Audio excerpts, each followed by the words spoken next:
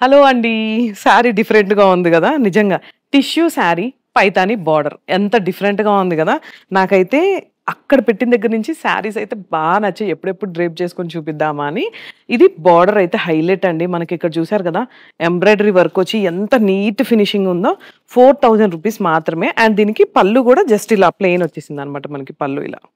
వీటిలో colour combinations అయితే చూద్దాము.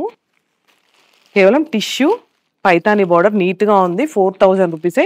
వీడియో చూసి వెంటనే ఆర్డర్ చేసుకోండి. ఎందుకంటే మీకు చిన్న చిన్న అకేషన్స్‌కి బయటికెళ్ళినప్పుడు ఫ్యాన్సీగా చాలా బావుంటాయండి.